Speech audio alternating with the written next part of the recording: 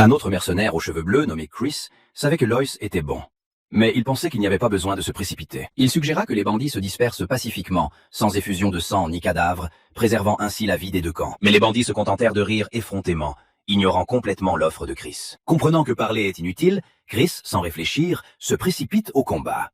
Loïs, bien sûr, décide elle aussi de ne pas rester les bras croisés et rejoint le combat. Le chef des bandits donne un ordre à ses subordonnés.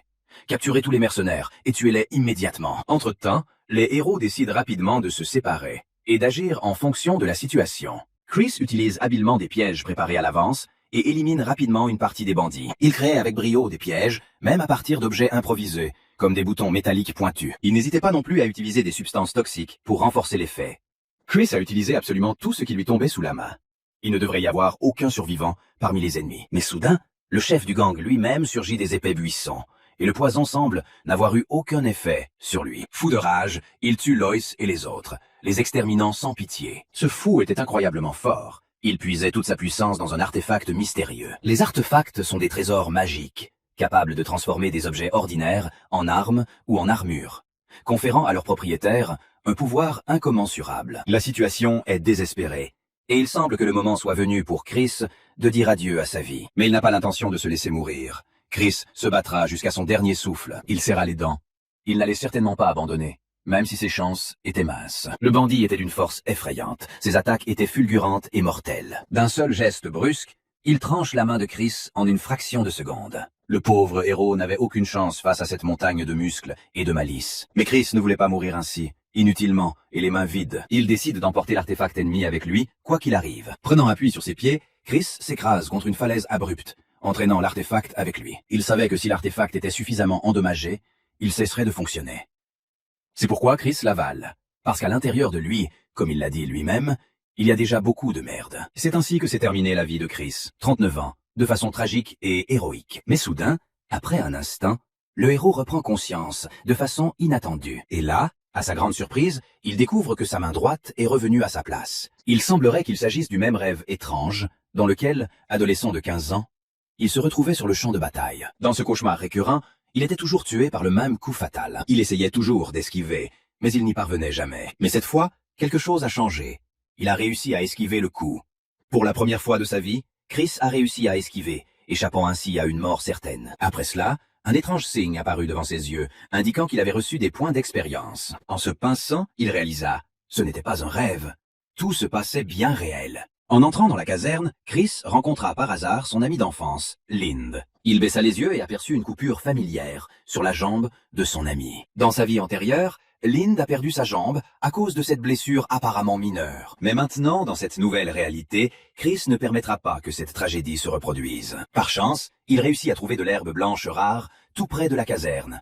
Mais ce n'était pas suffisant. À ce moment précis, un commandant militaire sévère entre dans la caserne. Il annonce qu'à compter d'aujourd'hui, leur escouade d'adolescents deviendra l'unité de réserve de la 7e division d'infanterie. À compter d'aujourd'hui, ils entament officiellement un entraînement au combat à part entière. Leur première tâche consiste désormais à ramasser les flèches sur le site de la bataille passée. 10 jours passent et les garçons sont envoyés en mission pour la première fois avec un groupe de chasseurs expérimentés. Chris décide de ne pas perdre de temps et de collecter les ressources nécessaires et utiles dans la forêt. Tout près d'ici se trouve une fourmi à miel rare et très précieuse. Cette espèce est connue pour ses bienfaits, elle sera certainement utile à l'avenir. Et si vous parvenez aussi à trouver du miel, ce sera vraiment de la chance. Pour trouver la ruche, Chris décide de suivre une des abeilles. Après avoir couru un peu, il trouve une petite portion de miel frais. Pendant ce temps, son escouade, au lieu de chasser, se détend insouciamment et discute de toutes sortes de bêtises. Des chasseurs les abordent et leur demandent « Ont-ils attrapé au moins un lapin ?»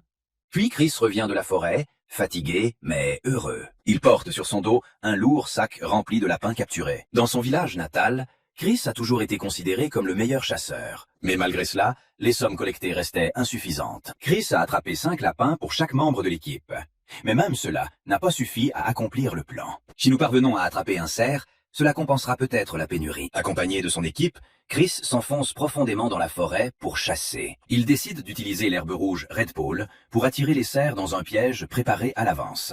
Et comme par magie, le cerf apparaît bel et bien, juste devant eux. Chris lui jette une pierre, mais ne parvient pas à faire tomber l'animal immédiatement. Cependant, sa technique de lancer s'est considérablement améliorée. Dans sa vie antérieure, Un tel lancer lui aurait facilement permis de vaincre la bête. Mais pour l'instant, il est encore trop jeune et inexpérimenté. Il faut en tenir compte. Le protagoniste s'attendait à ce revirement de situation. Aussi, par prudence, il tendit une embuscade. 2 autres hommes de son escouade se cachaient dans les buissons denses voisins. Il avait déjà fait appel à de véritables chasseurs professionnels pour cette chasse soigneusement planifiée. Il avait besoin de leur force physique. Pendant que les hommes de main de Chris poussaient méthodiquement les cerfs vers un piège, les chasseurs tendaient un piège et utilisaient la force brute pour tenter de capturer l'animal. Étonnamment, tout s'est déroulé exactement comme prévu par le personnage principal. Cependant, les chasseurs échouèrent. Il s'avéra impossible de retenir le cerf qui, s'étant échappé du piège, prit la fuite. À ce moment précis, de façon inattendue et rapide, Chris surgit des buissons, une pierre à la main. D'un lancer précis et sûr, à bout portant, il réussit à atteindre la cible et à assommer le cerf sur le coup. Les gars de l'équipe n'arrivaient toujours pas à croire qu'ils mangeaient une viande aussi luxueuse et juteuse. Le protagoniste a impressionné l'un des chasseurs par son habileté, et pour cela, il a été dispensé de son service de nuit aujourd'hui. Le lendemain matin, la base militaire était dans un désordre complet. Des chiens errants avaient semé la pagaille. Il fallait les arrêter au plus vite, sinon le moral des soldats risquait d'être sérieusement ébranlé. Le chasseur Roux comprit immédiatement qu'il ne pouvait en aucun cas reporter une telle affaire. Il confia immédiatement à Chris une tâche importante, capturer ces créatures impitoyables. En pénétrant dans la forêt, le héros découvrit une herbe spéciale et rare. Cette plante a agi sur les chiens comme une drogue puissante, ce qui explique leur comportement si étrange et inapproprié. En plaçant de l'herbe partout dans la base pour créer des pièges, les chiens, après l'avoir inhalée, perdirent rapidement connaissance, comme si on les avait éteints. Le chasseur Roux a une fois de plus souligné le talent exceptionnel de Chris et son approche non conventionnelle. Le protagoniste était de plus en plus convaincu que cet homme n'était manifestement pas un simple soldat, car ses cheveux roux symbolisaient le sang particulier d'un chasseur. En effet, derrière le masque extérieur d'un simple soldat, se cachait un fils turbulent et illégitime du puissant comte Van Ludwig, nommé Guyen Ludwig. En échange de ces informations confidentielles, Chris a accepté de s'occuper de tous les chiens errants restants. Après avoir retrouvé la trace d'un des chiens, ils sont passés à l'action, et ils ne tardèrent pas à trouver la tanière des animaux. Mais ce n'est pas tout. Ils y ont également trouvé un éclaireur caché. Comprenant qu'il avait été démasqué, l'espion se leva d'un bond et s'enfuit. Les garçons se lancèrent aussitôt à la poursuite de l'ennemi. L'éclaireur parvint à s'échapper pendant un court instant. Mais il s'est trompé en pensant être sauvé. Il est tombé droit dans un piège. L'ennemi a été capturé. Et il fut exécuté sans délai, sur le champ, sans plus de cérémonie. Il ne restait plus qu'à s'occuper des chiens restants. Certains animaux parvinrent à s'échapper, mais leur chef était mort, et ne reviendrait jamais. Cependant, l'histoire ne s'arrête pas là. Un loup blanc surgit soudain des buissons. Le loup blanc est une créature extrêmement rare que l'on trouve exclusivement au sommet du Mont-Sol, et il n'aurait jamais dû se trouver ici. Cependant, les gars ont réussi à maîtriser cette bête sans problème majeur. De plus, ils ont même réussi à sauver la vie de son petit. Et ce louveteau s'est avéré être un métis. À leur retour à la base, les garçons n'ont même pas eu droit à un vrai repas. Même si Chris a attrapé tous les chiens, on ne leur a même pas permis de sentir la nourriture préparée. J'ai dû prendre une décision. Voler quelque chose à manger, mais soudain, Chris entra dans la pièce et ordonna « Allumez le feu ». Il revint de la chasse et rapporta de la viande à ses camarades.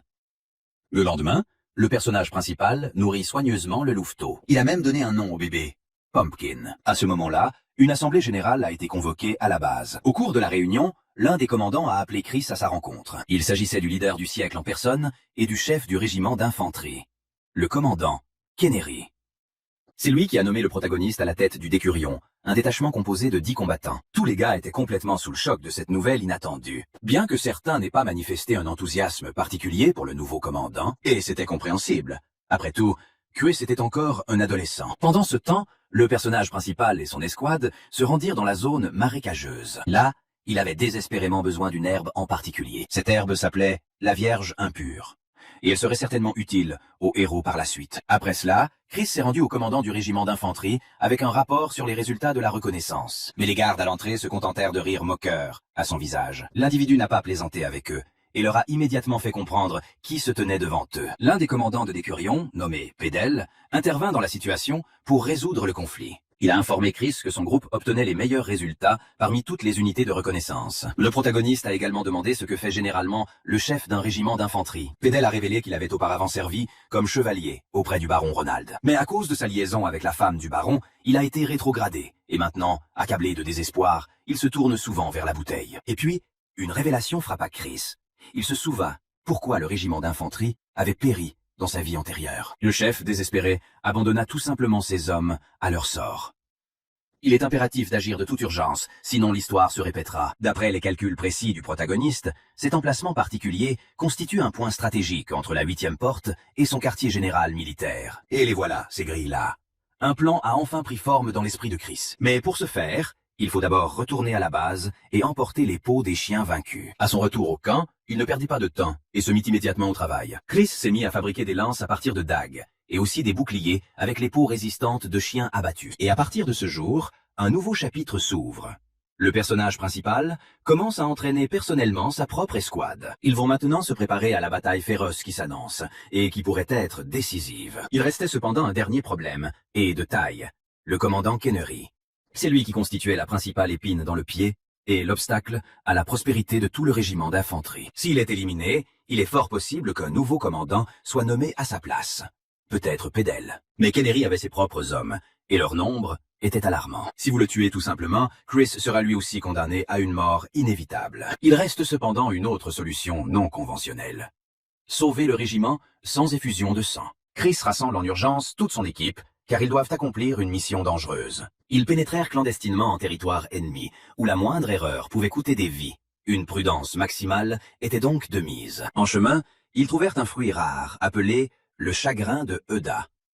Bien qu'elle soit considérée comme toxique si elle est consommée avec une certaine herbe blanche, puis les yeux acquièrent temporairement la capacité de voir dans l'obscurité totale. Cet effet unique dure exactement 24 heures. Il n'y a donc pas de temps à perdre. Grâce à leur nouvelle capacité, ils ont rapidement localisé 5 soldats ennemis. Même pour des combattants aussi redoutables que Digo et Doki, ce serait un test difficile. Il faut les attirer dans un endroit sombre, où l'équipe de Chris aura un avantage. La vision nocturne. C'est pourquoi Chris, après avoir ôté son uniforme militaire, a osé se présenter à l'ennemi à visage découvert. Il s'empara de la nourriture sur la table des ennemis et s'enfuit rapidement, jouant le rôle d'appât. 2 guerriers ennemis mordirent à l'hameçon et se précipitèrent à leur poursuite, s'éloignant de plus en plus du camp. À ce moment-là, le reste de l'escouade de Chris lança une embuscade, surgissant des buissons. Pendant ce temps, le reste de l'escouade attaqua ceux qui restaient dans le camp. En divisant leurs adversaires, ils ont pris l'avantage et accompli leur mission. Revêtus des armures de leurs ennemis vaincus, ils acceptèrent la livraison sans se méfier. Le lendemain matin. À ce moment-là, les ennemis avaient déjà trouvé des traces de sang et des signes de lutte. Ils se rendirent rapidement compte qu'ils avaient perdu 5 de leurs soldats. Pendant ce temps, dans le camp du régiment d'infanterie, les vrais problèmes commençaient. Les provisions s'épuisaient rapidement. En raison de la négligence de Kennery, le comte a complètement tourné le dos au régiment. Mais à la surprise générale, une charrette s'est arrêtée au campement. Chris et toute son escouade de reconnaissance y étaient assis, de retour de mission. Grâce au plan bien pensé du protagoniste, ils ont réussi à voler des chariots entiers de provisions à la 8e porte. Il n'a que 15 ans, mais il a déjà vaincu des ennemis et est revenu avec des trophées. Le lendemain, le commandant Kennery commença l'entraînement officiel de tous les soldats du régiment. Le début de l'entraînement était simple, mais difficile. Tout le monde commençait par une course à pied exténuante. Il semblerait que Chris ait finalement réussi à inspirer Kennery. Son plan tactique a fonctionné. Au cours de la séance d'entraînement organisée pendant la pause déjeuner, le commandant a personnellement fait la démonstration de ses compétences de combat. Des séances d'entraînement distinctes étaient également organisées pour les archers, et les préparatifs battaient leur plat. Les exercices de groupe doivent commencer dans 2 jours. L'escouade doit être prête au combat. De plus, le régiment devra attaquer plusieurs autres points d'approvisionnement clés de la 8e porte. Pour ce faire, il faut d'abord former un groupe d'intervention, puis faire avancer les forces principales. Le lendemain, ce même groupe de frappe était au complet, mais plusieurs éclaireurs ennemis avaient déjà repéré ces mouvements. Il ne faut en aucun cas les autoriser à retourner auprès des leurs et à leur faire part de ces faits. Ces éclaireurs doivent être éliminés immédiatement. L'équipe de Chris a donc organisé une embuscade ingénieuse. Les ennemis survivants commencèrent à battre en retraite précipitamment, se séparant et se dispersant dans différentes directions. Mais Lind avait déjà visé et décoché une flèche avec précision sur l'un d'eux. Dean était déjà en train de rattraper le 2e éclaireur pour intercepter la passe. Il a été décidé de laisser en vie l'un des éclaireurs ennemis. Sa tâche consiste à fournir toutes les informations concernant les derniers changements au sein des troupes d'escorte. Tout était désormais prêt. Il ne restait plus qu'à transmettre le signal à l'unité principale. L'heure était venue. Après cela, Chris et son escouade se sont dirigés directement vers la base ennemie, déguisés en alliés. Sous prétexte d'un nouveau décret, le protagoniste a poliment demandé une inspection de toutes les marchandises transportées. Grâce à cette étape, il a reçu toutes les données importantes dont il avait besoin. En lançant le poignard en l'air, il donna le signal secret du début de la mission. L'équipe d'intervention est déjà sur place. L'opération commence. Les ennemis n'étaient pas préparés à une attaque aussi rapide et audacieuse. Des espions de l'escouade de Chris ont également commencé à agir et ont attaqué de l'intérieur. Leurs adversaires n'ont eu aucune chance. Ils ont été pris par surprise. La victoire était déjà pratiquement entre les mains de Chris et de ses combattants. Il ne restait plus qu'à éliminer leur commandant. Le protagoniste, d'un mouvement fulgurant, lança le poignard droit sur le commandant ennemi, en plein dans le mille. À partir de ce moment, la victoire passa officiellement au régiment d'infanterie sous le commandement de Kennery. Tous ces combats n'ont pas été vains. Les compétences de Chris se sont nettement améliorées. Son escouade était désormais complètement différente, mature et puissante, et ce, sans avoir eu à tuer Kennery. Cependant, Chris ne parvient toujours pas à comprendre un mystère. Pourquoi un noble nommé Guillen se cache-t-il sous les traits d'un simple soldat? De plus, le personnage principal éprouve un désir croissant de mettre sa propre force à l'épreuve. Sans hésiter, il défie Guillen en duel. Et la bataille commença. Le chasseur aux cheveux roux semblait avoir sous-estimé Chris. Il s'est présenté contre lui sans armes. Mais même sans l'épée, une énergie menaçante et une pression puissante émanaient de lui. Il est tout à fait possible que Guillen soit un vice, un être ayant atteint le stade ultime du guerrier, ayant complètement abandonné son humanité. Dans sa vie antérieure, Chris n'avait jamais eu l'occasion d'affronter une telle force, ce qui signifie qu'il doit maintenant se donner à fond. Plus il s'approchait de l'ennemi, plus sa respiration devenait lourde. La pression augmentait à chaque pas. Et soudain, un coup d'épée fulgurant de la part de Guillen, et Chris se retrouva découpé en morceaux. Mais l'instant d'après, il se réveilla. Toutes les douleurs, toutes les coupures.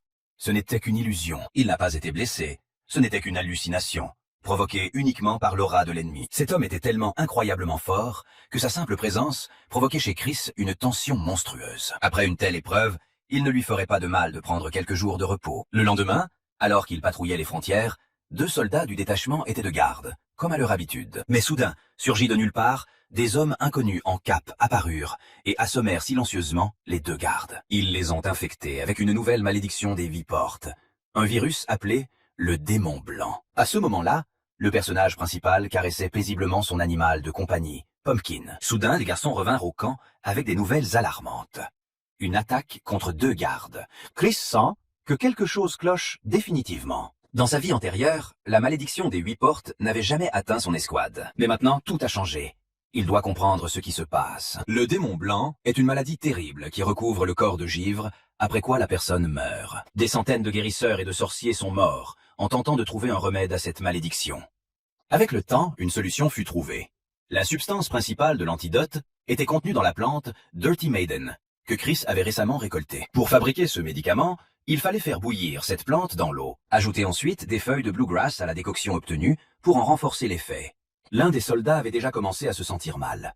La maladie commençait à faire effet. Les premiers symptômes étaient évidents. Des dents noircies et une étrange hallucination d'un ciel bleu. À ces signes, les autres comprirent eux aussi qu'il s'agissait bien du démon blanc. L'un des combattants, Dingo, paniqua et déclara que tous les infectés devaient être brûlés immédiatement. Il était certain que s'il restait en vie, toute l'entreprise serait condamnée. Et si Chris tente de l'arrêter, il l'éliminera lui aussi. Dingo avait perdu la raison, et il fallait l'arrêter immédiatement.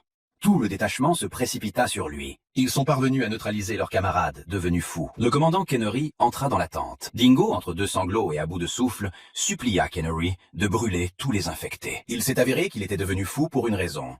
Il était originaire de Tressidi. Il s'agit d'une petite ville de Cerca, entièrement détruite par cette même maladie. Dingo est le seul à avoir survécu à cette tragédie. Il a tout perdu. Sa famille, ses amis, sa maison. Kennery semblait commencer à se rallier à son point de vue. Chris doit maintenant prouver que son antidote fonctionne, à n'importe quel prix. Il décide d'approfondir le passé personnel de Kennery. Chris fait une promesse. Si le commandant le croit, il lui rendra son grade de chevalier. Le lendemain, un miracle se produisit.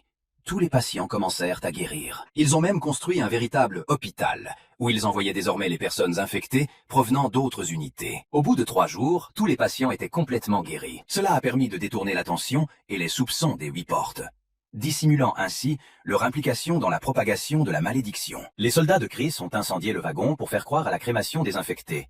Le tout afin de tromper l'ennemi. Voyant la fumée noire, l'ennemi décida que le détachement était affaibli et lança immédiatement une attaque. Cependant, il s'est avéré que c'était un autre piège tendu par Chris. Les archers de l'escouade prirent position et ouvrirent le feu nourri. Suite à cette salve soudaine, la plupart des ennemis furent anéantis. Les ennemis survivants restants furent encerclés et attirés dans un chaudron tactique. Ils se sont retrouvés complètement encerclés. Mais malgré cette situation désespérée, les ennemis n'allaient pas se rendre sans combattre. Leur force s'est avérée supérieure aux attentes de Chris. Ils ont résisté avec acharnement et causé de sérieux dégâts. Mais l'objectif de Chris n'est pas la victoire à tout prix, mais de forcer l'ennemi à battre en retraite. La tâche principale consiste désormais à éliminer leur commandant. Sans chef, les rangs ennemis sombreront dans la confusion. Le commandant Kennery n'allait pas rester les bras croisés non plus. Il entre personnellement dans la bataille. Mais le comportement des ennemis est étrange. Ils n'attaquent pas. Ils se contentent de se défendre. Il s'est avéré qu'ils gagnaient du temps, attendant des secours. Et soudain, un monstre terrifiant apparaît sur le champ de bataille, coupant un soldat en deux d'un seul coup. L'armée ennemie est maintenant passée à l'offensive. Le monstre s'approche de Chris. Le protagoniste ressent la même pression suffocante que lors du combat contre Guyenne. Sans aucun doute, cet adversaire est au niveau d'un chevalier. Le colosse s'intéresse à Chris, si jeune, et déjà commandant. Il veut voir de quoi ce garçon est capable. Chris fait vraiment preuve de courage. Il est incroyablement fort pour son âge. Il parvient à parer les attaques du monstre. Mais le combat est interrompu par une intervention inattendue. Voici Lind. Il est venu nous aider. Dingo les rejoint. Maintenant, le combat est à 2 contre 1. Mais le monstre ne fait que se moquer. Ses enfants pensent-ils vraiment pouvoir le vaincre? Il frappe à la vitesse de l'éclair. Mais Dingo parvient à le refléter. Le monstre est devenu plus fort et encore plus dangereux. Pendant que Dingo le distrait et le retient, Chris attaque par le flanc et le transperce de sa lance. Le chevalier loup est furieux. Comment osent ces chiots lui tenir tête? Dingo est à bout de force. Mais Chris trouve l'occasion de porter un coup précis à la tête de l'ennemi. Cela endommage l'œil du monstre. Cependant, cela a un prix. Son bras se casse. Est-ce vraiment la fin? Soudain, une notification apparaît devant Chris. Il a reçu un artefact. Un bras cassé guérit instantanément. Il ressent une légèreté dans son corps, comme s'il était devenu immatériel. Peu importe ce qui s'est passé. L'essentiel maintenant est de gagner. D'un mouvement brusque, Chris enfonce le poignard dans l'épaule de l'ennemi. Et finalement, il le vainc. Comment a-t-il réussi à vaincre un véritable chevalier? Entre-temps, le 5e régiment d'infanterie est arrivé en renfort. Ils sont dirigés par le capitaine Madry. Dans sa vie antérieure, Chris se cachait derrière ceux qui avaient du talent, les utilisant comme boucliers. Maintenant, tout est différent. Il va lui-même au combat et assume ses responsabilités. Après la bataille, Chris et Kennery se dirigent vers le 3e Ode. Les Odes sont les plus grands commandants en chef de l'armée. L'un d'eux est Wihin Ludwig, le fils aîné du baron Van Ludwig. Il est sincèrement surpris.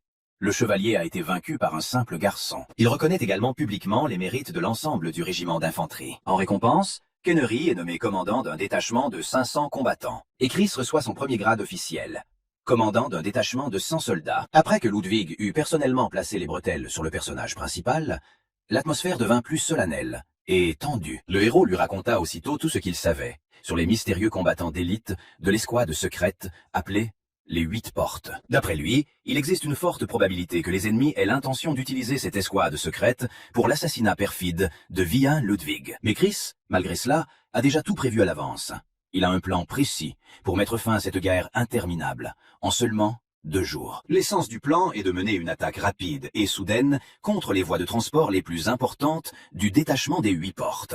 Pour mettre en œuvre ce plan, il était nécessaire de rassembler d'urgence une centaine des meilleurs combattants et de créer à partir d'eux une unité de combat d'élite spéciale. Quelques jours seulement s'écoulèrent et le détachement était déjà au complet, organisé et prêt à entamer la phase active de l'offensive. L'attaque soudaine et inattendue contre l'ennemi s'est avérée extrêmement efficace et a fonctionné exactement comme prévu. Les soldats des 8 portes étaient totalement pris au dépourvu par une telle attaque et furent donc rapidement et impitoyablement anéantis sans opposer la moindre résistance digne de ce nom. Cependant, l'objectif principal de cette opération n'était pas simplement la destruction des soldats ennemis. La véritable tâche consistait à liquider complètement leur stock de nourriture, d'armes et de chevaux.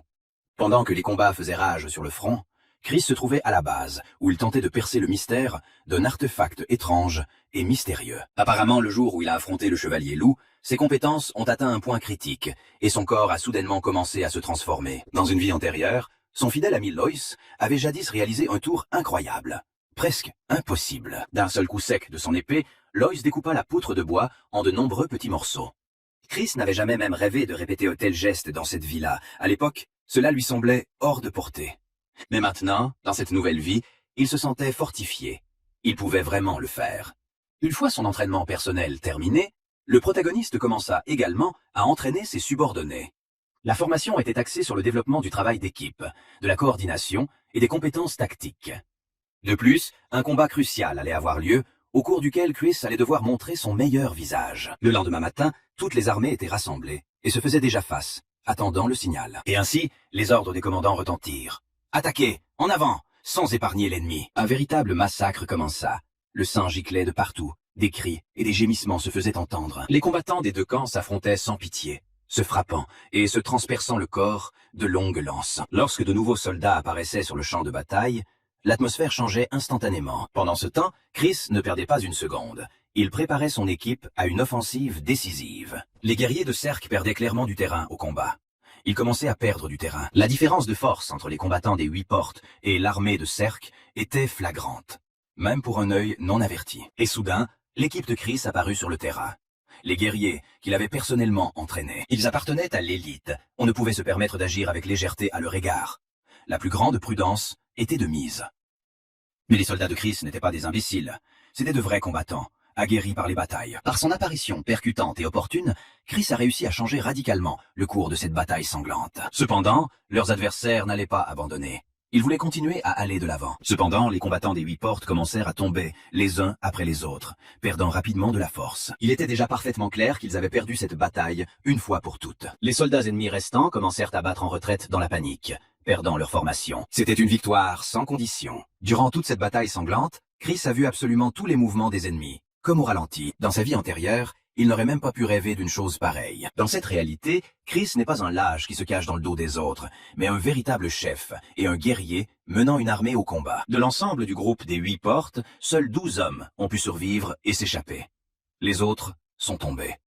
Et tout cela s'est produit grâce à lui, un jeune soldat aux cheveux bleus vifs, qui a changé le cours de l'histoire. Pendant ce temps, Chris, épuisé, perd connaissance et se réveille en sécurité à la base. Il y rencontre la fidèle et attentionnée Pumpkin, qui n'a jamais quitté son maître. Il retourne ensuite sur le territoire nouvellement reconquis pour y rétablir l'ordre. Et là, juste devant lui, apparaît le comte en personne, le respecté Van Ludwig. Le comte récompense personnellement tous les combattants de l'équipe de Chris avec des pièces d'argent. 5 pièces chacun. Et le commandant Kennery reçoit officiellement le titre honorifique de chevalier pour sa bravoure. Kennery refuse toutefois le titre, exprimant le désir de recevoir une récompense sous forme de pièces d'or à la place. Chris monte ensuite lui-même sur le podium, et son apparition est accueillie par une ovation tonitruante. Les soldats scandent des slogans avec enthousiasme, le proclamant Saint-Cri pour sa bravoure. En récompense de tous ses accomplissements, Chris reçoit un ordre, symbole d'honneur et de courage. Mais même cela ne lui suffit pas. Il estime mériter davantage. Chris ne souhaite qu'une chose, devenir un véritable chevalier. Tous les présents étaient littéralement stupéfaits par une telle audace et un tel courage de la part d'un simple garçon. Cependant, le comte lui-même a traité les actions du protagoniste avec respect. Il a apprécié son courage.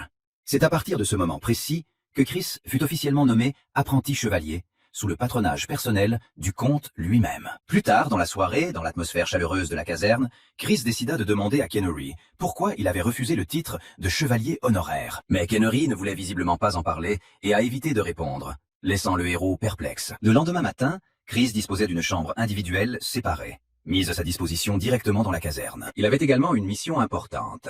Il devait se rendre sur un lieu d'affaires. Il se dirigea vers l'herboristerie tenue par un vieux apothicaire. Chris avait besoin d'une herbe plutôt inhabituelle, au nom mystérieux. Le doigt blanc.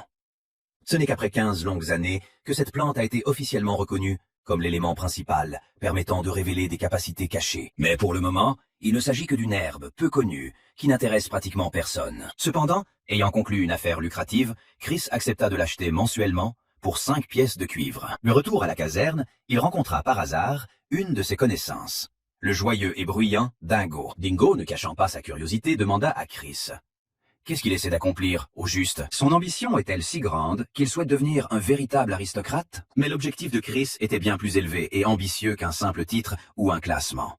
Inspiré, Dingo a juré de suivre Chris pour le restant de sa vie. Le protagoniste accepta respectueusement son serment et le reconnut comme un véritable allié. Plus tard, il visita l'entrepôt d'herbes aromatiques situé dans la nouvelle caserne. Désormais, il n'aurait plus à les ramasser à la main. Et soudain, le commandant de tout le camp militaire, le sévère et direct Strick, entra dans l'entrepôt. Il a eu une conversation sérieuse avec notre héros, sans salutation inutile. Il a tout de suite fait comprendre qu'il n'allait pas user de diplomatie, mais qu'il parlerait directement et sans fioriture. Chris peut quitter le camp à tout moment pour trouver un mentor chevalier et le suivre. Mais s'il décide de rester, il devra prouver qu'il a de la valeur et qu'il est digne de confiance. Chris propose. Si on lui confie une escouade de 100 combattants, il prouvera sa valeur. Cependant, le commandant réagit durement. Il ne confiera pas ses soldats à un adolescent de 15 ans. Pour mériter le droit de commander, Chris devra prouver sa force au combat, en duel. Ayant compris les conditions, Chris demande lui-même à ce qu'on lui désigne 3 adversaires. Et il les affrontera seul. Ce comportement est étonnant. Que se permet ce chiot? Croit-il pouvoir en gérer 3 à la fois? Chris ne s'inquiète pas du tout du combat en lui-même.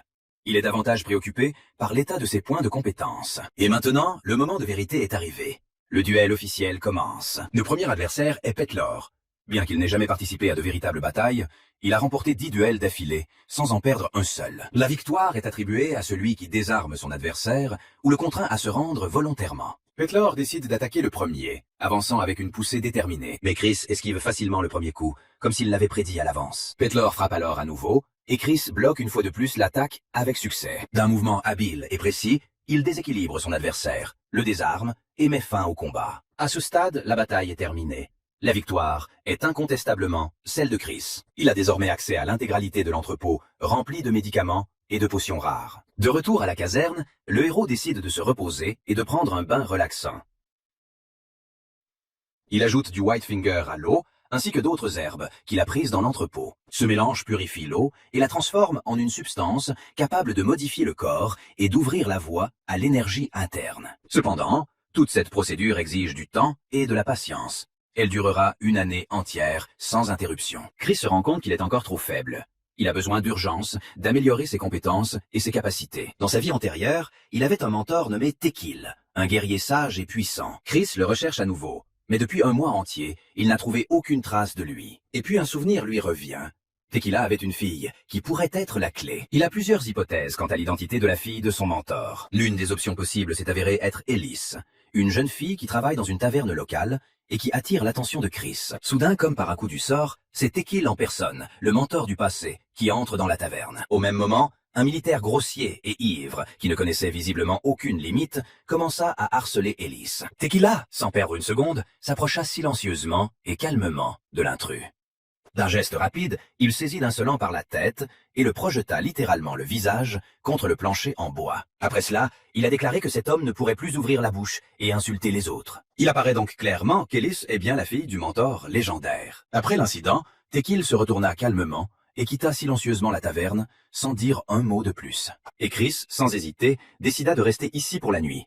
Il aurait soudain l'occasion de parler à Tekila. Le lendemain matin, Tekil se retrouva à la taverne, assis à table, perdu dans ses pensées. Chris décida de ne pas laisser passer l'occasion et proposa à l'homme de lui tenir compagnie autour d'une tasse de thé fraîchement infusée. Il se présenta comme apprenti chevalier et exprima son respect pour le guerrier légendaire. Le héros déclara ouvertement qu'il voulait que Tekil lui enseigne l'art du maniement des différentes armes. Tekila a accepté, mais a immédiatement prévenu qu'il n'avait aucune expérience dans l'enseignement. Chris a alors suggéré qu'il se batte afin qu'il puisse évaluer personnellement son potentiel. Sans plus attendre, le combat commença sur le champ.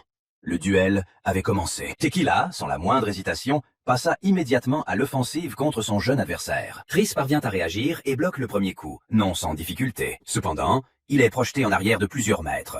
La force du coup était énorme. Ce type n'est-il capable que d'excès de confiance? Tekila ne s'arrête pas et poursuit son attaque avec une fureur croissante. Il utilise sa technique signature, une attaque simultanée avec 3 bâtons. Chris reconnaît ce geste. Après tout, c'est Tekila qui le lui a appris dans sa vie antérieure. Par conséquent, il répète facilement le mouvement et répond avec la même technique. Cela surprend Tekila. Il ne s'attendait clairement pas à voir un tel talent chez un adolescent. Oui, Chris est vraiment bon, surtout compte tenu de son âge et de son manque d'expérience. Cependant, il manque encore de force et d'endurance réelle. Plus tard, Tekil retourne à l'auberge et avoue à Ellis qu'il est son père biologique. Il les a abandonnés, elle et sa mère, et a vécu en cavale pendant 20 longues années. Il n'avait jamais souhaité un tel destin, mais les événements se sont déroulés exactement ainsi. Il le regrette profondément. Ellis lui demande de lui apprendre à manier l'épée. Elle en rêve depuis longtemps. Depuis son enfance, elle rêvait de devenir une véritable chevalière et de protéger les faibles. Tekila ne pouvait pas refuser à sa fille et a accepté de l'entraîner elle aussi. Chris et Ellis vont maintenant suivre un entraînement intensif ensemble, comme de véritables partenaires. Leur entraînement a commencé par une chose simple, mais exténuante, le jogging matinal. Immédiatement après cela, ils sont passés à l'entraînement de leur position de combat et au maintien de leur équilibre. Puis vinrent les tractions, des exercices de force sans interruption. Dans sa vie antérieure, l'entraînement de Tekila n'était pas aussi brutal et éprouvant. Après chaque journée épuisante, Chris prenait soin de prendre un bain d'eau purifiée avec Whitefinger. 3 jours plus tard, le héros avait pleinement recouvré ses forces et se présenta à sa prochaine séance d'entraînement en excellente forme. Il est devenu nettement plus rapide et plus résistant. Les progrès étaient évidents, même pour son entourage. De plus, il acquit un autre artefact spécial, une source de pouvoir et de potentiel. Il pourrait profiter de la compagnie de Dingo, Doki et Linda pendant son entraînement, mais ils servent sous les ordres de Strick. Un jour, Lind a dit à Chris que le directeur du camp l'avait appelé en urgence. Arrivé à Strick, Il exigea que l'utilisation de l'entrepôt contenant des médicaments soit immédiatement stoppée. Il s'avéra que sa femme avait provoqué un scandale par manque d'herbes médicinales. Et il était désormais en disgrâce. Chris a présenté ses sincères excuses à Strick après avoir réalisé son erreur. Il a alors profité de l'occasion et a proposé de prendre en charge l'entrepôt, mais à condition qu'on lui assigne 3 assistants. L'offre s'est avérée convaincante. À la séance d'entraînement suivante, les amis de Chris étaient déjà avec lui. Il ne restait plus qu'à régler la situation à l'entrepôt de drogue. Pour ce faire, il décida de se tourner vers l'ombre de la ville, un groupe secret et dangereux. Mais ils n'ont pas voulu dire où se trouvait leur chef. Ils ont caché son emplacement. J'ai donc dû recourir à mes poings et exercer une certaine pression physique. Chris n'avait pas prévu de frapper fort, mais il s'est avéré qu'il a mis son adversaire KO d'un seul coup. Il a donc découvert où se trouvait la base de l'ombre et qui la contrôlait. Cependant, ni le chef, ni ses subordonnés n'apprécièrent la visite de cet écolier insolent. Eh bien, si vous voulez vous battre, vous allez en avoir, sans plus attendre. D'un seul mouvement précis, Chris neutralise 2 adversaires simultanément, sans leur laisser le temps de récupérer. Il n'a réussi à leur asséner qu'un seul coup de poing à chacun, et cela a suffi pour gagner. Le chef était indigné. Si toute sa bande ne pouvait pas gérer le garçon, alors il s'en occuperait lui-même. Mais Chris l'envoie valser d'un puissant coup de pied, comme un jouet. Et aussitôt suit un second coup, plusieurs fois plus fort que le précédent. Une fois que le dirigeant eut repris ses esprits, Chris s'approcha calmement de lui, avec une petite mais importante requête. Il lui a demandé de collecter autant d'herbes utiles que possible pour réapprovisionner l'entrepôt de plantes médicinales. Le problème des médicaments est désormais résolu. Tout est sous le contrôle du personnage principal. Pendant ce temps, ses amis étaient épuisés par l'entraînement. Leur condition physique était loin d'être optimale. Pour les aider à se rétablir, Chris leur a permis de prendre des bains spéciaux avec de l'eau purifiée et dynamisée. Le soir venu, ayant terminé toutes ses affaires, il se reposa paisiblement dans sa tente, plongé dans le silence. Soudain, l'air commença à se remplir d'une étrange fumée d'origine inconnue et alarmante. L'odeur de cette fumée rappelait un mélange de somnifères et de bleu marin, une plante toxique, une combinaison dangereuse. Heureusement, il y avait un antidote à proximité, qu'il prit rapidement, puis il commença à regarder attentivement autour de lui. Il vit 2 voleurs qui tentaient de calmer Pumpkin, effrayé et grognant. Dès que l'un d'eux a aperçu Chris, il lui a immédiatement lancé un poignard acéré. Le héros esquiva habilement la lame volante. Sa réaction fut instantanée. Sans attendre une seconde attaque, il se jeta immédiatement à l'assaut de ses adversaires. D'un coup puissant et précis, il projeta l'un des bandits au loin. À en juger par le craquement sourd, le coup lui a probablement cassé plusieurs côtes. Comprenant à qui ils avaient affaire, les voleurs décidèrent de ne prendre aucun risque et battirent rapidement en retraite. Mais c'était une erreur. Pumpkin avait déjà reconnu leur odeur et avait repris leur piste. En suivant la bête, Chris arriva directement à leur cachette secrète sans aucun problème. Il leur a lancé un ultimatum. S'ils voulaient vivre, ils devaient amener leur véritable patron immédiatement. Et comme par magie, leur commandant était déjà sorti de sa cachette. Il était là. Chris n'avait qu'une seule question. Pourquoi était-il la cible de l'attaque? Le propriétaire du gang a admis que tout reposait sur la recette de Chris pour un sommeil pur. Pendant qu'il parlait, Chris eut l'impression d'être entouré de toutes parts. Il jeta une poignée de pièces de monnaie en direction du chef et exigea de rencontrer le véritable propriétaire du gang. Une telle impudence et un tel langage provocateur ont exaspéré le dirigeant. Tout se décide par un combat. Ils ont convenu d'un duel, ici et maintenant. Pas un instant ne s'écoula avant qu'un poignard mortel ne vole vers le visage de Chris. Mais il a réussi à l'intercepter en vol. Le mouvement était précis et rapide. Il a renvoyé l'arme et elle a frappé son adversaire en plein dans la jambe. La blessure s'avéra grave. Le chef s'effondra, se tenant la hanche et grinçant des dents. Après cela, les autres membres du gang se sont précipités sur Chris, furieux. Mais à ce moment-là, ils furent arrêtés par une 3e personne, inconnue mais impressionnante. Il s'agissait en fait de ce même chasseur aux cheveux roux flamboyants, Guylaine, bien connu dans la région. Sans faire de cérémonie, il a annoncé que Chris était le nouveau chef du gang des Backdagers. Et un petit malin nommé Fox est maintenant nommé son adjoint. Son visage montrait clairement qu'il n'était absolument pas rayonnant de joie. Le lendemain, Chris, comme toujours, est arrivé à l'entraînement à l'heure. Tequila lui posa une question importante, testant son niveau de réflexion et de préparation. « Que feras-tu si tu perds ton arme pendant un combat ?» demanda le mentor. Le héros répondit sans hésiter. « Je transformerai mon propre corps en arme. » Tequila était satisfait et annonça que l'entraînement au taijitsu allait maintenant commencer. Après une séance d'entraînement intense, Chris est retourné à sa tente lorsqu'un homme étrange y est entré. Il se présenta comme un apprenti chevalier nommé McCoy et dit qu'une personne importante demandait à Chris. McCoy l'escorta jusqu'au bâtiment où des représentants de la noblesse l'attendaient déjà. Là, l'attendait nul autre que le fils du comte, Vihain Ludwig, une figure très influente. Il a proposé à Chris de rejoindre son service, lui promettant en retour un soutien total. Si le héros accepte, il recevra le titre de chevalier, voire celui de père. Tout est possible. Mais Chris a refusé. Il n'avait aucune intention de servir les intérêts de qui que ce soit, même les plus nobles. Il les remercia pour la nourriture et les boissons, puis quitta le bâtiment, poliment, mais fermement. Cette insolence effrontait mit sérieusement l'aristocrate en colère. Il n'était pas habitué à un tel traitement. Le lendemain, Chris reçut personnellement une nouvelle mission de son patron. Dans 2 jours, il devra se rendre dans une ville appelée Highgarde. Il n'a que 2 jours pour se préparer. Le temps presse, et les enjeux sont considérables. Très probablement, Wihain Ludwig n'a pas oublié l'insulte, et lui a délibérément confié une mission dangereuse. Arrivé à la base de Bagdagger, Chris a ordonné à Fox de dissoudre l'escouade et d'envoyer des hommes à Highgarde pour recueillir des informations. Toute cette situation paraît suspecte. On dirait que tout est arrangé pour piéger Chris. Il a également ordonné à Fox d'apporter des pièges et des bobines de fil d'acier. Plus tard, Chris est allé voir Tequila, car il avait besoin de conseils avant la mission. Il a demandé « Que faire si l'ennemi s'avère beaucoup plus fort que lui ?» La réponse du mentor fut brève et directe. « Fuir. Et si je ne parviens pas à m'échapper ? Peut-être existe-t-il un stratagème ou une ruse secrète ? En fait, oui, il y a une solution. Un entraînement rigoureux et un renforcement constant au quotidien. Mais blague à part, Tequila est capable de démontrer des techniques de combat vraiment efficaces. Le soir venu, les éclaireurs revinrent de Highgarde, où 5 combattants d'élite s'étaient récemment rendus. Eh bien, le temps était écoulé. Chris et son équipe sont partis pour un long voyage. En chemin, ils tombèrent sur une bande de gobelins agressifs. En principe, ils ne représentaient pas une menace. L'équipe s'en est occupée assez rapidement. Mais pourquoi y avait-il autant de gobelins? Et que faisaient-ils donc dans ces contrées? Nous avons dû faire une courte escale pour nous reposer et effectuer quelques reconnaissances. Le protagoniste a personnellement posé des pièges pour renforcer la sécurité du camp. Alors que le soir approchait, le voyage se poursuivit. Le temps pressait. Cependant, nous sommes retombés sur un groupe de gobelins, en plein milieu de la route. Si cela continue, ils n'arriveront certainement pas à Highgarde avant la tombée de la nuit. Nous avons donc dû installer à nouveau le campement et passer la nuit sur place. Dès le petit matin, ils ont continué à progresser sans perdre leur élan. Après plusieurs heures de voyage, ils arrivèrent enfin à destination. Et le voici, celui pour qui tout cela a commencé. Le prince. Il s'agissait du 3e prince de la dynastie royale, Edik Tserkado Gafch. Chris s'est vu confier la tâche la plus importante. Escorter le prince jusqu'à la ville de Dayband.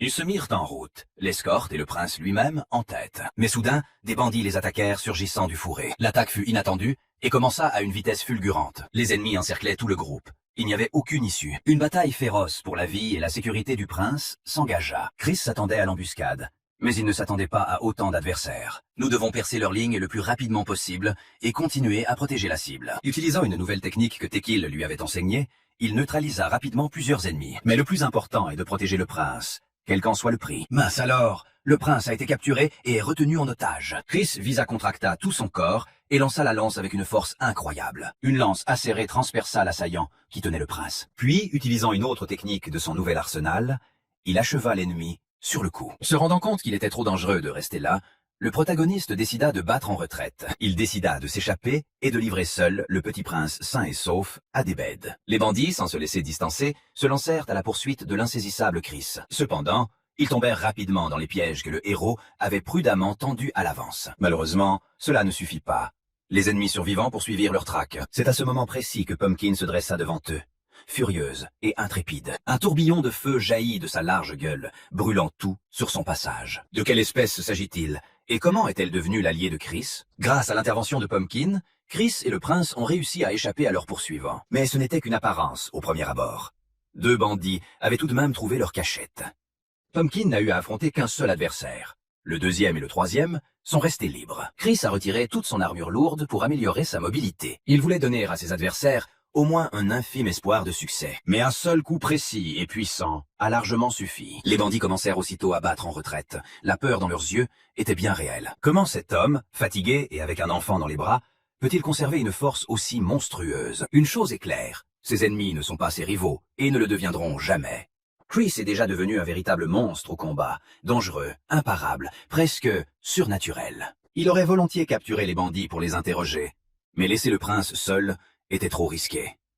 Au même moment, l'un des bandits retourna auprès de son mystérieux maître. Il s'agissait de Raidos Ben, un des guerriers du duc. Comme son peuple n'arrivait pas à gérer la situation, il décida de tout faire lui-même. Entre-temps, Chris et le prince décidèrent de se réfugier dans la forêt pour une nuit. Au cours de la conversation, le héros a suggéré que Wihain Ludwig pourrait être à l'origine de l'attaque. Le petit prince promit que dès leur arrivée à Daybed, il s'occuperait de lui personnellement. Mais avant d'aller se coucher, il était nécessaire de manger un peu et de reprendre des forces. Et voici Pumpkin. Elle méritait vraiment des éloges aujourd'hui. La nuit, Chris sentait une présence menaçante. Le danger était tout proche. La seule arme qui lui restait était une épée courte, pas la meilleure option pour se défendre. Il n'y avait qu'un seul agresseur, mais il dégageait une force terrifiante. L'ennemi a frappé avec une rapidité fulgurante et une force dévastatrice, ne laissant aucun temps de réaction. Le personnage principal n'a pas eu le temps d'esquiver. Tout s'est passé trop vite. Mais à ce moment précis, Guyenne surgit des ténèbres et para le coup, sauvant ainsi Chris. Tout devint alors clair. Ce n'était pas un hasard si Chris ressentait quelque chose de familier en lui. Cet adversaire et Guylaine, ils se ressemblaient, comme s'ils venaient de la même école. Le combat commença. Rapide, brutal, presque imperceptible à l'œil nu. Chacune de leurs frappes était comme un éclair. La force et la vitesse étaient hors du commun. Personne aux alentours ne pouvait discerner le moindre mouvement. La bataille était d'une rapidité fulgurante. Même Chris avait du mal à suivre le rythme du combat, tellement il était intense. Au début, les forces semblaient égales. Mais peu à peu, Guyenne commença à céder. Le chasseur aux cheveux roux était inférieur à l'étranger en termes de vitesse et de réflexe. Mais il surpassait clairement son ennemi en termes de force physique pure. D'un coup puissant porté d'en haut, il concentra toute sa force dans l'assaut final. L'épée de l'ennemi se brisa en 1000 morceaux, comme si elle était en verre. Même le masque sur le visage de l'ennemi n'a pas pu résister à une telle attaque.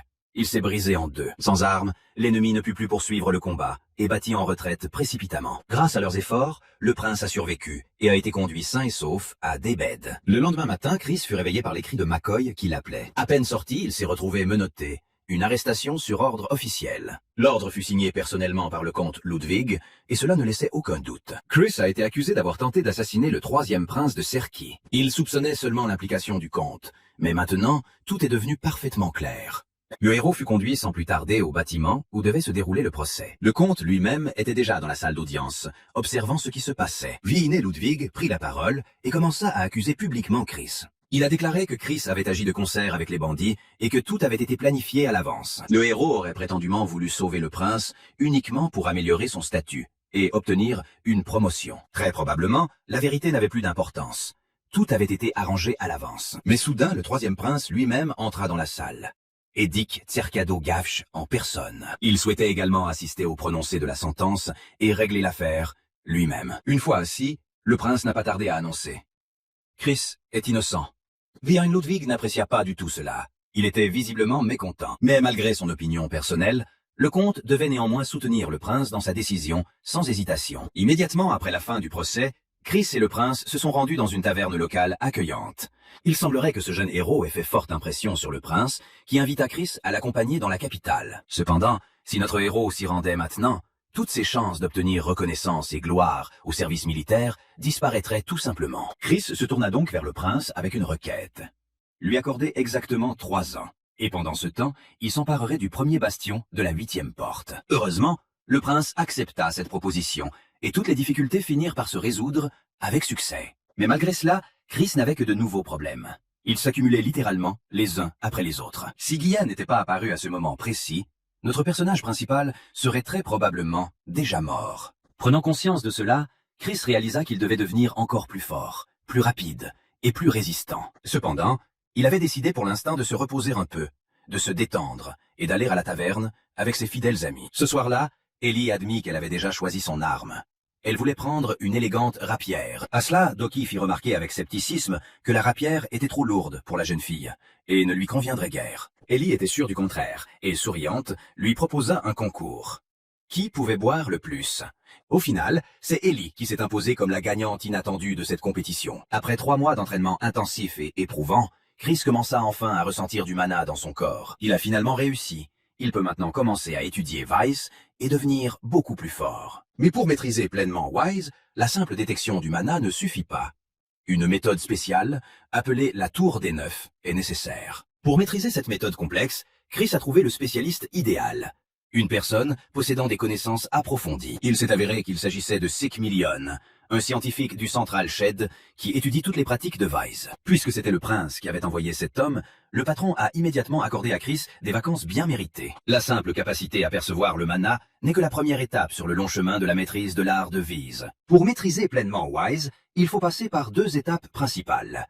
La première est le saut, et la seconde, l'ouverture. Le saut nécessite de tracer un cercle magique fermé en utilisant l'énergie mana qui entoure le corps. Après avoir réussi le dessin, un signe apparaît sur n'importe quelle partie du corps, reflétant la méthode d'entraînement de Wise. Après 3 semaines d'entraînement intensif, Chris est parvenu, non sans mal, à tracer un cercle magique. L'étape suivante est la position du saut. Le symbole qui apparaît détermine le chemin de développement que Wise devra emprunter. Cependant, Chris avait une idée bien plus audacieuse en tête. Tenter de combiner 2 designs différents à la fois. Mais soudain, l'un des soldats, l'air extrêmement agité, accourut vers lui, pressé et anxieux. Le soldat apporta une nouvelle urgente. Toutes les troupes devaient se rassembler immédiatement, car la guerre contre les 8 portes avait commencé. Chris s'attendait bien sûr à une invasion, mais il n'aurait jamais imaginé qu'elle commencerait si tôt.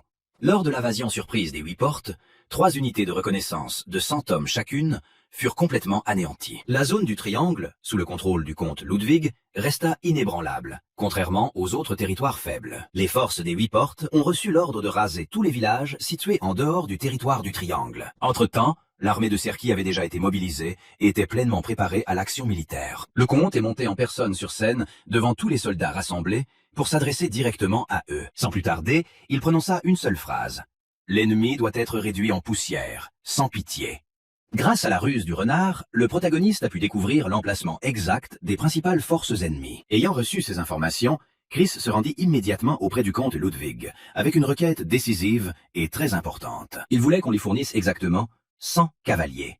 Alors il pourrait anéantir les ennemis qui avaient tué la reconnaissance. Le comte appréciait la détermination et le courage du héros, mais il avertit que si Chris échouait, il perdrait la tête. Chris était prêt à aller jusqu'au bout. Il remporterait assurément la victoire, quel qu'en soit le prix. Accompagné d'une escouade de combat, notre héros s'est lancé dans une mission semée d'embûches et d'incertitudes. Grâce à Lind et à son excellente vue, qui ne l'a jamais trahi, il a été possible de remarquer les mouvements de l'ennemi. Il les vit. Environ 200 adversaires bien armés se tenaient devant eux. À ce stade, le niveau de sagesse de Chris avait atteint 21, un accomplissement significatif. Avec ce nouveau niveau, quelque chose a changé en moi. La prochaine étape des études a commencé, appelée découverte. Dans le même temps, Pumpkin réussit à pénétrer dans la base ennemie sans que personne ne s'en aperçoive. Usant du feu et de son agilité, elle dispersa tous les chevaux ennemis, provoquant un chaos indescriptible dans le camp. Entre-temps, le détachement mené par notre personnage principal tomba inopinément sur des forces ennemies. À l'issue d'une bataille féroce et rapide, le détachement ennemi, composé d'une vingtaine de combattants, fut entièrement anéanti. Tout cet entraînement interminable et exténuant n'avait pas été vain. Désormais, les ennemis ne faisaient pas le poids face à l'escouade de Chris. Dans le même temps, un détachement de cavalerie, progressant depuis le flanc, rencontra également d'importantes forces ennemies. Le problème, c'est qu'il y avait nettement plus d'ennemis. La supériorité numérique se faisait sentir. Mais à ce moment précis, juste à temps, Clind apparut, prêt au combat et plein de confiance. Grâce à de nombreuses séances d'entraînement avec Tequila, il est devenu beaucoup plus fort, se surpassant de près de 10 fois. Et maintenant, il se débarrasse à lui seul d'une horde de combattants ennemis sans hésiter, sans reculer d'un pouce. Cependant, il restait encore trop d'adversaires. Le flot d'ennemis semblait ne jamais s'arrêter. Heureusement, l'équipe de Chris est arrivée à temps, au moment le plus crucial, et a rejoint la bataille sans délai. Ils étaient prêts à réduire littéralement chaque ennemi en miettes, tant leurs attaques étaient féroces. Ces guerriers évoluaient déjà à un tout autre niveau. Expérimentés, aguerris, incroyablement forts. Cependant, l'ennemi avait un avantage. Il utilisait des chevaux rapides, à la crinière rouge vif, ce qui lui conférait une grande mobilité. Pour éviter d'être encerclé, l'équipe de Chris a formé une double ligne stratégiquement pensée. Le personnage principal, malgré tout, avait une confiance inébranlable en ses capacités. Il n'avait absolument pas l'intention de perdre. Le lendemain même, une nouvelle alarmante parvint à la base des 8 portes. Leur détachement de reconnaissance avait été entièrement détruit. Et c'est nul autre que ce très jeune homme aux cheveux bleus foncés, déjà devenu une légende, qui a accompli cet exploit. Après la bataille victorieuse, Chris a réuni tous ses soldats pour discuter des prochaines étapes. Il a parlé aux soldats des chevaux à crinière rousse. Ils sont beaucoup plus rapides et plus forts que les animaux ordinaires. Mais ils ont un caractère difficile et têtu. Cependant, offrez-leur une fleur mellifère, et le cheval deviendra obéissant. Bien que le héros ait éliminé la majeure partie des ennemis, les forces ennemies restaient nombreuses et dangereuses. L'attaque doit être soudaine, venant d'une direction inattendue, mais cela nécessite un plan. Il vaut mieux rebrousser chemin pour l'instant. La nuit est le moment idéal pour une attaque surprise. Elle dissimulera leurs mouvements et ralentira les réactions de l'ennemi. Il a été décidé que l'équipe de Chris se diviserait en plusieurs groupes afin d'agir de manière secrète et efficace. Vous devrez vous déplacer très silencieusement, sans faire le moindre bruit inutile, comme des ombres, dans l'obscurité. À en juger par les différences de vêtements et les épaulettes des officiers, il faisait face au commandant d'un camp ennemi. Si Lind parvient à le tuer maintenant, ce sera le chaos et la confusion totale dans le camp ennemi. Et ainsi, la flèche de Lind, tirée avec précision et en silence, atteint sa cible de plein fouet. sans lui laisser la moindre chance. À ce moment précis, les troupes de Chris, qui s'étaient cachées dans les buissons auparavant, sortirent et lancèrent une offensive fulgurante. Pendant ce temps, les combattants restants de l'escouade du protagoniste prirent leur position et agissaient conformément au plan. Leur mission consistait à détourner l'attention de l'escouade de reconnaissance des 8 portes et à perturber les actions de l'ennemi. La base ennemie, après une attaque coordonnée, était déjà complètement détruite, rasée, sans aucune chance de récupération. Chris, accompagné de Lind, Dingo et Doki, se précipita pour aider les survivants de l'escouade, qui continuaient de se battre. Le détachement de reconnaissance ennemi se retrouva encerclé de toutes parts et dans une situation désespérée. Les adversaires étaient très forts et résistants, bien armés, et n'avaient aucune intention de se rendre. Mais les combattants de Chris étaient bien plus forts. Leur esprit combatif et leurs compétences étaient plusieurs fois supérieurs à ceux de l'ennemi. De ce fait, la principale unité de reconnaissance ennemie fut entièrement détruite et rayée de la carte. En récompense de sa victoire, le protagoniste demanda au commandement 300 cavaliers d'élite supplémentaires. À ce moment-là, les 8 portes avaient enfin appris la destruction complète de leur principale unité de reconnaissance. Il n'y avait plus de temps à perdre. Il fallait désormais lancer une offensive directe et frontale. Les deux camps avaient finalement rassemblé toutes leurs forces principales. Et une bataille de grande ampleur commençait à se former. Une véritable guerre à grande échelle a commencé, sans pitié, sans compromis, avec pour objectif la destruction totale. L'intensité des combats augmenta considérablement lorsque l'ennemi engagea dans la mêlée ses troupes les plus aguerries et les mieux classées. Pendant ce temps, le détachement de Chris lança une attaque par l'arrière, espérant surprendre l'ennemi. Mais cette fois, l'ennemi était prêt. Il avait prévu une telle manœuvre et avait préparé une contre-manœuvre. Des soldats ennemis se replièrent également vers l'arrière, et le personnage principal et son escouade se retrouvèrent alors complètement encerclés. La situation s'aggravait, les soldats de Chris commençant à perdre du terrain et à battre en retraite sous la pression. Une décision difficile s'imposait, se retirer immédiatement avant que la situation ne devienne catastrophique. Avec l'aide de Dingo et Doki, le protagoniste commença à se frayer un chemin vers la retraite, repoussant l'assaut des ennemis. Pendant ce temps, les forces principales du comte Ludwig lancèrent un assaut d'envergure contre les positions ennemies. L'escouade de Chris parvint difficilement à sortir de l'encerclement, bien qu'elle fût poursuivie par des centaines de combattants d'élite. Pour échapper à leurs poursuivants, les soldats du héros lancèrent des grenades fumigènes à leurs pieds, se cachant dans un rideau de fumée. Grâce à cette astuce, l'équipe a pu semer la confusion chez ses poursuivants et gagner de précieuses minutes. Cependant, Chris resta en arrière. Il décida d'affronter seul les adversaires restants. Grâce à sa maîtrise de l'art du Weise, il acquit une capacité importante. Il peut sentir et même voir l'ennemi, malgré l'épais brouillard impénétrable qui dissimule le champ de bataille. Chris a choisi cet endroit pour une raison bien précise. Des collines l'entourent, rendant la fuite extrêmement difficile. Lentement, froidement et avec précision, il abattait ses ennemis un par un, telle une ombre qui s'attaque aux âmes. Désormais, ses combattants ne connaîtront qu'un seul sentiment. Une peur terrible et paralysante d'un cauchemar inconnu. Ce soldat s'est avéré être le dernier de ce secteur. Le détachement a été entièrement anéanti. Il est temps maintenant de s'occuper de leur commandant, la véritable source de toute cette menace. Mais il s'est avéré être loin d'être un imbécile. Il n'est pas facile d'affronter un tel ennemi, il faut s'y employer sérieusement. Mais le personnage principal a encore plus d'un atout dans sa manche. Des tours que personne ne connaît. Plusieurs soldats ennemis ont tout de même réussi à se libérer et à tenter de s'échapper. Mais ils sont rattrapés par une équipe composée de Chris, Doki et Dingo, qui achèvent sans pitié les fugitifs. Voici Chris lui-même, sortant du bâtiment, victorieux et entier, comme si la journée venait de commencer. Il ne restait plus personne à l'intérieur. Il avait tué tous les ennemis à lui seul, tel un démon sous forme humaine. Il ne reste plus qu'à ranger le matériel, reprendre notre souffle et retourner au combat au plus vite. 2 jours passèrent. Et l'on apprit que le détachement de chevaliers du comte Ludwig avait percé les lignes ennemies, malgré des pertes. Et Chris lui-même est désormais surnommé le diable de fumée noire, dans les rangs ennemis. Un nom qui inspire la peur. Le héros est retourné d'urgence dans la ville de Debed. Il a un message vital qui doit être délivré immédiatement. Grâce à ses expériences passées, Chris sait que des forces ennemies rôdent à proximité. Bien que le cours de l'histoire ait légèrement changé, cet événement doit encore se produire. Une attaque ennemie est inévitable. Les ennemis deviendront plus audacieux et iront directement au roi, ignorant le front, attaquant par derrière de manière inattendue. Mais la situation s'est avérée encore pire. Les troupes ennemies étaient déjà arrivées, et bien plus tôt que prévu. Chris a été pris au dépourvu. Tout s'est passé trop vite. Il n'a pas eu le temps de se préparer. Il n'y a actuellement pas plus de 200 soldats dans la ville même, ce qui est insuffisant pour la défendre. Mais les ennemis n'attaquèrent pas immédiatement. Au lieu de cela, ils se mirent à battre des tambours, émettant un signal mystérieux. Qu'est-ce que cela signifie? Il ne s'agit clairement pas d'une simple menace. Il y a quelque chose de plus profond derrière tout cela. Il s'est avéré que des espions et des assassins ennemis se cachaient parmi leurs soldats. une menace interne. Ce signal de tambour donnait l'ordre de lancer l'attaque contre le commandant de la forteresse lui-même. Heureusement, Chris était là au bon moment et a bloqué le coup fatal à temps. Cet agresseur s'est avéré être loin d'être un simplet. Ses mouvements étaient affûtés comme ceux d'un véritable maître. C'était sans aucun doute un tueur professionnel, entraîné spécifiquement pour ce genre d'opération secrète. Malgré cela, Chris et d'autres combattants sont parvenus à le neutraliser et à l'empêcher de s'échapper. Il s'est avéré que les ennemis n'étaient pas venus pour prendre d'assaut, mais dans le seul but de tuer le commandant. Mais comme le tueur n'a pas donné le signal, leur plan a échoué. Et les ennemis réfléchissent maintenant à une nouvelle stratégie. L'un de ceux qui, selon les souvenirs de Chris, ont réussi à percer les défenses de Sunset Hyde par le passé, était le jeune guerrier Vice des 8 portes, Perth. Tout porte à croire qu'il arrivera demain. Et il ne faut pas le sous-estimer. Et le lendemain, l'ennemi était bel et bien là. Il avait avancé jusqu'au mur, son armée principale déjà en place.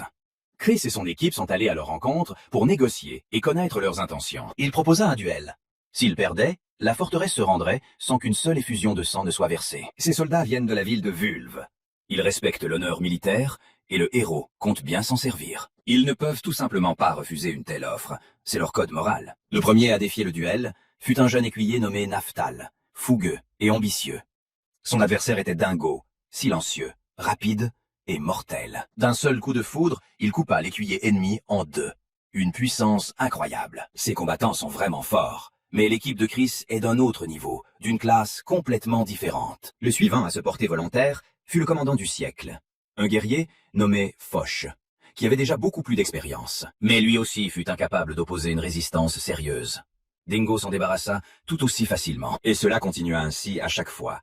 L'ennemi perdait ses commandants, les uns après les autres. Dingo a vaincu à lui seul 5 commandants d'affilée, sans être égratigné une seule fois. Désormais, le flambeau des duels est repris par Lind, archer précis, mais également fin connaisseur de l'épée. Bien qu'il soit réputé comme tireur d'élite, il manie l'épée aussi bien que n'importe quel chevalier. Et là encore, il était sans égal. Ses adversaires tombaient les uns après les autres. Mais l'ennemi commence à déployer des combattants vraiment redoutables. La situation devient de plus en plus grave. Le prochain adversaire dans ce duel est un chevalier des loups nommé Pan, redoutable et inspirant le respect. Face à lui se dresse Doki, indomptable, toujours audacieux et imprévisible. Ce chevalier s'est révélé être un adversaire redoutable. Ses coups étaient précis et sa défense impeccable. Il a blessé Doki et c'était une erreur. Maintenant, Doki est furieux et veut se venger. Cette erreur mettait Doki en colère. Personne, pas même un combattant comme lui, n'aurait dû faire ça. Il était fou de rage. Ses coups devinrent alors encore plus impitoyables et inévitables. Si les choses continuent ainsi, le plan de Chris pourrait bien fonctionner. Le commandant ennemi songe déjà à faire appel à Perth, leur combattant le plus redoutable. Mais le défi est relevé par un autre, le commandant de l'unité des loups, un soldat d'élite nommé Rydon Wolves. Et maintenant, c'est au tour du protagoniste d'entrer dans l'arène de ce duel décisif. Mais non, ce n'est pas Perth. Pourtant, Chris est persuadé que la ville est là, à l'affût, attendant son heure. Et le voici qui apparaît. L'homme qui a détruit Sunset Hyde, la légende de la bataille. Il faut d'abord s'occuper de Rydon, et ensuite Chris affrontera Perth. Au combat, Rydon attaque avec vigueur, mais se protège toujours derrière un bouclier. Il possède une expérience considérable. Eh bien, qu'il essaie de bloquer le prochain coup, renforcer et viser avec précision. Rydon a tout de même réussi à bloquer l'attaque langue de serpent de Chris. Il a manifestement sous-estimé l'ennemi. Maintenant, Chris change de tactique. Il n'y a plus de temps à perdre. Il se souvient de la danse que le tekil, une technique d'ancien maître, lui avait enseignée autrefois. Une mélodie résonne dans ma tête, et la lance me paraît désormais immatérielle, devenant le prolongement de ma main. Les coups de Chris devinrent fulgurants, insaisissables et continus, comme le rythme d'un torrent impétueux. Rydon fut incapable de repousser cette vague d'attaque. Ses défenses cédèrent. Chris sort victorieux, ayant vaincu un autre ennemi redoutable en cours de route. Le moment du vrai combat a sonné. La bataille contre la légende. Celui qui l'emportera déterminera le sort de cette bataille sanglante. Le commandant Alec Wolves acquiesce. Si Perth perd, l'armée de Wolves battra en retraite. Le duel commence. Le vent tombe. Tout le monde se fige d'impatience. Perth se retrouve instantanément aux côtés de Chris. Et sa réaction est tout simplement incroyable. Il lance un coup de poing, et Chris parvient de justesse à le bloquer. Perth ne perd pas de temps. Une série d'attaques fulgurantes et précises s'ensuit. Il est incroyable. Fort, rapide et froid, et calculateur. Il a atteint le 3e niveau de sagesse et possède la capacité double, doublant ainsi sa force. Même Chris a du mal à tenir le coup sous une telle pression. Il a du mal à se maintenir. Mais le héros ne renonce pas, ce n'est que le début. Il commence à trouver son avantage. Chris change de position et lance une contre-attaque, mesurée mais précise. Perth perçoit immédiatement ses mouvements. Son intelligence est remarquable. Même la technique de Tequila ne donne pas le résultat escompté. L'ennemi est trop fort. Mais Chris a un dernier atout dans sa manche, un rythme redoutable qui ne fonctionne qu'une seule fois. C'est la danse de la mort. Son rythme, semblable à une marche funèbre, résonne dans votre tête. Même alors, Perth parvient à faire tomber la lance des mains de Chris. Une habileté incroyable. Mais la danse a déjà commencé. Le héros ne peut s'arrêter. Il est porté par l'inertie de son âme. Et maintenant, Perth présente une vulnérabilité à peine perceptible, mais bien réelle. Un coup de genou sec et puissant met Perth à terre. Puis surgit une lumière perçante, comme l'accord final de cette symphonie de la mort. Chris a gagné. Il a accompli l'impossible. L'armée des Wolves doit maintenant battre en retraite, mais Chris décide de la suivre. La guerre n'est pas finie. Il est peut-être blessé, mais il ne peut pas s'arrêter. Pendant ce temps, la bataille sur le front principal fait toujours rage. Le comte Ludwig mène personnellement le combat. Son épée brille encore sur le champ de bataille. Guyen, son fidèle chevalier, est également là, combattant jusqu'au bout. Mais alors surgissent les forces des loups, déferlant comme une avalanche. De ce fait, le moral de l'armée du comte s'effondre. Les ennemis reprennent l'avantage. Mais tout change lorsque Chris apparaît, telle une lumière dans les ténèbres. Avec son escouade, il pénètre à nouveau dans les lignes ennemies par l'arrière et porte un coup dévastateur. Il est trop tôt pour abandonner. Les choses les plus importantes et les plus intéressantes ne font que commencer. Le comte Ludwig est heureusement vivant, mais la situation reste grave. Chris accourt à son secours. Il doit sortir cet homme des flammes de la bataille. Ta mère, la flèche a touché le cheval en plein dans le mille. Ta mère, la flèche s'est plantée droit dans le cheval du comte. L'animal s'est effondré, soulevant des nuages de poussière. Et à ce moment précis, l'épée ennemie transperce le corps du comte, de part en part, sans la moindre chance. Est-ce la fin pour Van Ludwig, défenseur de la couronne et du mur? Non, ce n'est pas encore fini, car Chris est déjà là. Et il n'est pas trop tard. D'un seul coup de foudre, il décapite le commandant ennemi. Et quelle ironie! À côté du comte mourant, il n'y a ni son fils, ni même Guylaine. Tout cela pour ce mur qu'il a gardé toute sa vie. Tout cela pour le royaume. Après ces mots, le grand Van Ludwig meurt sur le champ de bataille, en véritable chevalier. Mais la bataille n'est pas terminée. La mort du commandant ne signifie pas la fin de la guerre. La bataille fait toujours rage. Et tant que les ennemis sont en vie, le combat n'est pas terminé. Que celui qui est là de la vie affronte Chris en duel. Il a averti. Ceux qui prennent des risques récolteront ce qu'ils ont semé. Les ennemis doivent être écrasés pendant qu'ils sont encore en mouvement, sans pitié, sans s'arrêter. Un autre chevalier des 8 portes apparaît sur le champ de bataille. Pedro, un célèbre maître du combat. Mais lui non plus n'a pas pu y résister. Un seul coup de Chris lui a brisé la cage thoracique. C'est tout? C'est vraiment votre limite, chevalier? Y a-t-il quelqu'un ici qui puisse même approcher la force de Chris? Tout le monde aspire à la gloire. Tout le monde rêve de le vaincre. Eh bien, essayez donc. Aujourd'hui, il est sans égal dans ce domaine. C'est un véritable combattant incarné. L'arrière est dégagé, l'ennemi a été repoussé. Il ne reste plus qu'à tenir bon et à poursuivre l'avancée. Ces combattants représentent le dernier espoir de victoire dans cet enfer. Les 8 portes sont de nouveau en retraite. Nouvelle défaite humiliante. Après une bataille sanglante, la place du comte défunt est prise par son fils, Wieyn Ludwig. Il doit absolument faire de l'écuyer Chris son vassal. Mais Chris n'est pas pressé. Il se rend à la prison de Daybed pour une raison personnelle. Il y retrouve ce même tueur, celui qui s'était volontairement laissé capturer ce jour-là. Il comprit clairement qu'il n'avait pas affaire à une tueuse ordinaire, mais à une professionnelle expérimentée et de sang-froid, et que par conséquent, elle ne se serait jamais laissée capturer aussi facilement et sans combattre. La jeune fille lui confia soudainement un étrange rêve, dans lequel un mystérieux voyant lui apparaissait, comme venu d'un autre monde, porteur d'un message inévitable. Une voyante mystérieuse lui fit une prophétie. Très bientôt, elle rencontrerait une flamme bleu foncé, et ce serait la cause de sa mort inévitable. Ce jour-là, le mercenaire comprit enfin que les paroles de cette mystérieuse vision ne concernaient que Chris, car tout dans la prophétie le désignait spécifiquement. Elle a également mentionné que la voyante avait ajouté « Un feu aux cheveux bleus foncés et aux yeux couleur d'or en fusion s'élèvera au sommet après un combat avec l'épée de la nuit. » Bien que cette jeune fille paraisse très douce et que ses paroles soient empreintes de sincérité, il serait extrêmement imprudent de lui faire entièrement confiance à ce stade. Le moment venu, il enverra un de ses hommes la libérer. Mais d'ici là, elle devra faire preuve de patience et attendre. Au même moment, un invité de haut rang arriva en ville. Le comte Fils Elogvon, représentant plénipotentiaire de la cour royale elle-même. Sa visite avait pour but de récompenser et de reconnaître personnellement le courage des héros qui se sont distingués lors de la récente bataille brutale et sanglante. De plus, le comte Ludwig l'informa que l'écuyer Chris avait officiellement repris du service et continuerait d'exercer ses fonctions sous le drapeau de la couronne. Lorsque Ludwig entra dans la tente pour parler à Chris, Il fut très surpris d'y trouver Eloguon déjà présent, en pleine conversation avec le héros. Le comte Eloguon, assis avec assurance, comme s'il était chez lui, discutait avec Chris d'une chose importante concernant le destin de ce dernier et les événements futurs. Sur ordre personnel du troisième prince, le comte transmit l'ordre d'escorter immédiatement l'écuyer Chris au palais. De plus, le comte Eloguon avait des projets à long terme. Il voulait réunir Chris et sa fille, comptant sur une alliance politiquement avantageuse. Mais le héros, puisant dans les douloureuses expériences de sa vie passée, comprit que le moment approchait où il devrait dire adieu à ses terres pour toujours. Il savait que le moment était venu de partir, d'abandonner tout ce qu'il avait réussi à construire ici et de se tourner vers un destin nouveau et plus dangereux. Ce jeune homme est parvenu à vaincre à lui seul une centaine de soldats ennemis aguerris, ce qui lui a valu le respect et la crainte de tous. Cependant, avant de quitter ses terres, le protagoniste décida de tester une dernière fois sa force, en se livrant à un duel contre un vieil adversaire, Guyenne. Ce devait être la bataille décisive, l'affrontement final qui déterminerait le chemin parcouru sur la voie du guerrier. Cette fois, Chris en était sûr. Il était devenu beaucoup plus fort, et une flamme brûlait désormais en lui. Une flamme qui n'était pas présente lors des batailles précédentes. L'homme avait vraiment changé. S'il avait auparavant perdu connaissance à la simple présence d'une aura meurtrière, il se tenait désormais debout avec assurance. Cette fois, il n'allait pas reculer.